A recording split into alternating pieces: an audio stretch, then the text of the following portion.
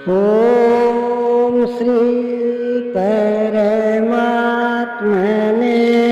नमः। द्वितीय अध्याय श्लोक 31। स्वधर्ममपि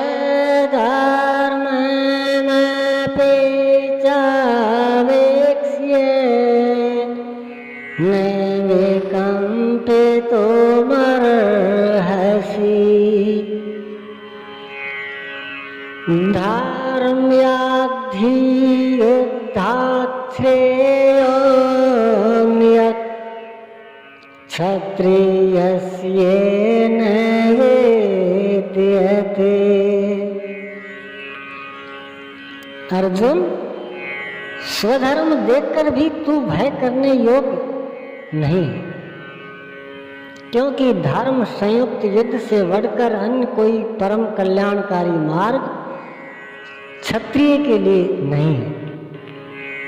अभी तक तो आत्मा शाश्वत है, आत्मा सनातन है, वही एकमात्र धर्म कहा गया है।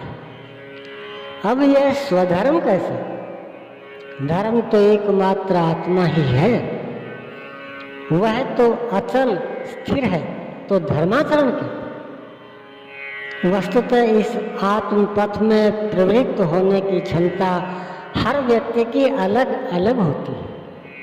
स्वभाव से उत्पन्न इस क्षमता को स्वधर्म कहा गया है। इसी एक सनातन आत्मिक पथ पर चलने वाले साधकों को महापुरुष ने स्वभाव की क्षमता के अनुसार 4 श्रेणी में बांटा। शूद्र, वैश्य, क्षत्रिय और ब्राह्मण। साधना की प्रारंभिक अवस्था में प्रत्येक साधक शूद्र अर्थात अल्पज्ञ होता है। घंटों भजन में बैठने पर वह 10 मिनट भी अपने पक्ष में नहीं पाता। वह प्रकृति के माया जाल को काट नहीं पाता।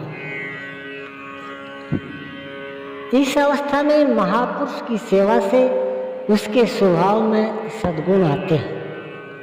वह वैश्य श्रेणी का साधक बन जाता है। आत्मिक संपत्ति ही स्थिर संपत्ति है। इसका वह शनै संग्रह और गोपालन अर्थात इंद्रिय की सुरक्षा करने में सक्षम हो जाता है। काम, क्रोध इत्यादि से इंद्रियों की हिंसा होती है तथा विवेक, वैराग्य से इनकी सुरक्षा होती है, किंतु प्रकृति को निर्बीज करने की क्षमता उसमें नहीं होती। क्रम से उन्नति करते करते साधक के अंतःकरण में तीनों गुणों को काटने की क्षमता अर्थात क्षत्रियत्व आ जाता है। इसी स्तर पर प्रकृति और उसके विकारों को नाश करने की क्षमता आ जाती है। इसलिए युद्ध यहीं से आरंभ होता है। क्रम से साधन करके साधक ब्रह्मत्व की श्रेणी में बदल जाता है। इस समय मन का समन, इंद्रियों का दमन, धारावाही चिंतन, सरलता, अनुभव, ज्ञान इत्यादि लक्षण साधक में स्वाभाविक प्रवाहित होते हैं। इन्हीं के अनुष्ठान से चलकर क्रम से वह ब्रह्म में प्रवेश पा जाता है, जहाँ वह ब्राह्मण भी नहीं रह जाता।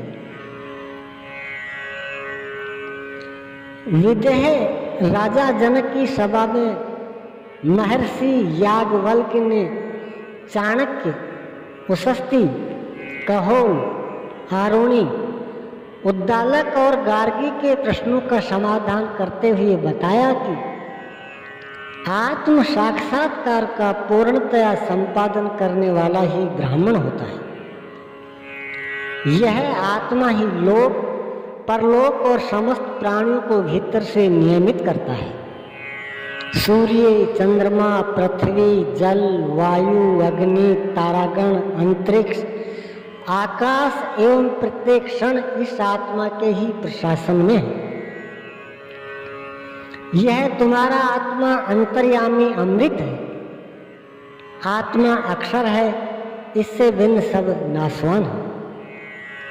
जो कोई इस लोक में इस अक्षर को न जानकर हवन करता है, तप करता है, हजारों वर्ष तक यज्ञ करता है, उसका यह सब कर्म नाशवान है।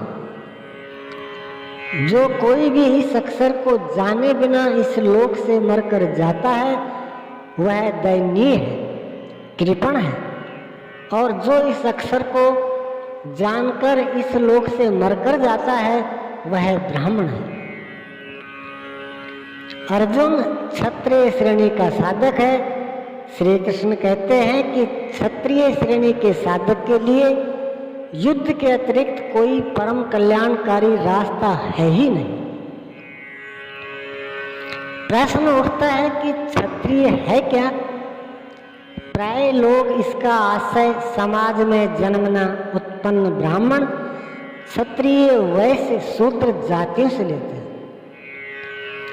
इन्हें ही 4 वर्ण मान लिया जाता है, किंतु नहीं। शास्त्रकार ने स्वयं बताया है कि क्षत्रिय क्या है, वर्ण क्या है। यहाँ उन्होंने केवल क्षत्रिय का नाम लिया और आगे 18वें अध्याय तक इस प्रश्न का समाधान प्रस्तुत किया कि वस्तुतः ये वर्ण हैं क्या और कैसे इनमें परिवर्तन होता है। श्री कृष्ण ने कहा, चातुर्वर्ण्यम मया सृष्टम, 4 वर्णों की सृष्टि मैंने की, तो क्या मनुष्यों को बांटा? श्री कृष्ण कहते हैं, नहीं। गुण कर्म विभाग सह, गुणों के माध्यम से कर्म को 4 भागों में बांटा। अब यह देखना है कि वह कर्म क्या है जिससे बांटा गया। गुण परिवर्तनशील है। साधना की उचित प्रक्रिया द्वारा तामसी से राजसी और राजसी से सात्विक गुणों में प्रवेश मिलता जाता है। अंततः ब्राह्मण स्वभाव बन जाता है। उस समय ब्रह्म में प्रवेश दिला देने वाली सारी योग्यताएं उस साधक में रहती हैं। वर्ण संबंधी प्रश्न यहाँ से आरंभ होकर 18वें अध्याय में जाकर पूर्ण होते हैं। श्री कृष्ण की मान्यता है, श्रेयान स्वधर्मो विगुणे परधर्मात् स्वनुष्ठितात्।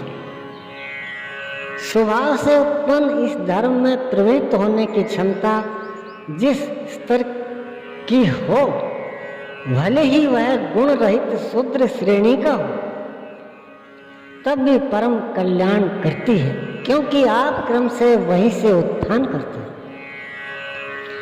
उससे ऊपर वालों की नकल करके साधक नष्ट हो जाता है। अर्जुन क्षत्रिय श्रेणी का साधक था, इसलिए श्री कृष्ण कहते हैं कि अर्जुन, अपने स्वभाव से उत्पन्न इस युद्ध में प्रवृत्त होने की अपनी क्षमता को देखकर भी तू भय करने योग्य नहीं। इससे बढ़कर दूसरा कोई कल्याणकारी कार्य क्षत्रिय के लिए नहीं है। इसी पर प्रकाश डालते हुए पुनः योगेश्वर कहते हैं,